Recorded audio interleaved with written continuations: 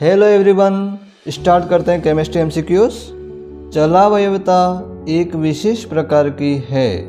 हमारी जो चलावयवता है वो हमारी किस प्रकार की समावयवता है ना।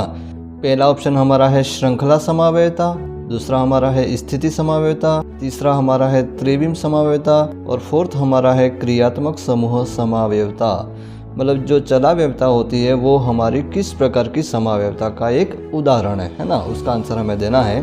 तो सबसे पहले हमारी जो चलावयवता होती है उसका जो उदाहरण है एग्जाम्पल, उसके द्वारा हम समझते हैं कि ये हमारी किस प्रकार की समावयवता है ना। ध्यान से देखिएगा।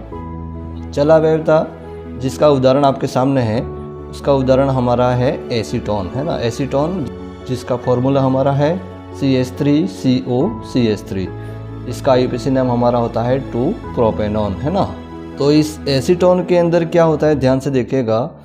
ये जो एसीटोन होता है जिसका ये कौन सा रूप है, ये कीटो रूप। कीटो रूप का मतलब क्या कि इसमें जो एसीटोन है उसका फॉर्मूला कीटोन के रूप में है ना। तो ये हमारा हो जाएगा कीटोन रूप।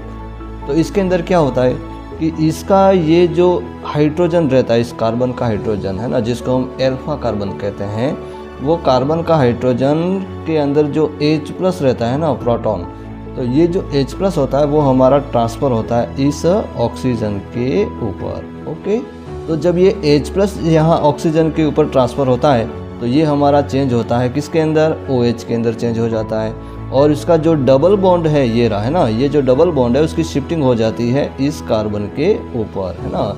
मतलब यहाँ पर क्या हो जाता है कि ये कार्बन कार्बन के बीच में कौन सा बॉन्ड बन जाता है, डबल बॉन्ड बन जाता है। तो ये जो नया फॉर्मूला बना उसको हम क्या कहते हैं, इनोल ग्रुप।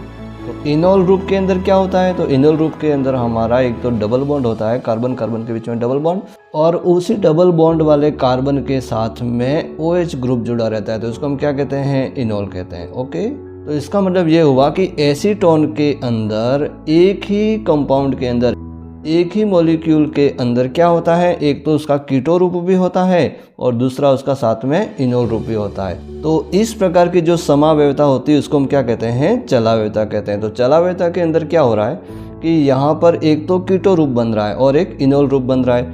तो कीटो रूप के अंदर हमारा होता है कीटोन ग्रुप और इनोल के अंदर हमारा होता है एल्कोहल का ग्रुप। मतलब कीटोन और एल्कोहल दोनों क्या हैं, अलग अलग हमारे क्रियात्मक समूह हैं। तो इसका मतलब ये हुआ कि चलावयवता जो होगी वो हमारी किस प्रकार की समावयवता होगी, क्रियात्मक समूह समावयवता होगी।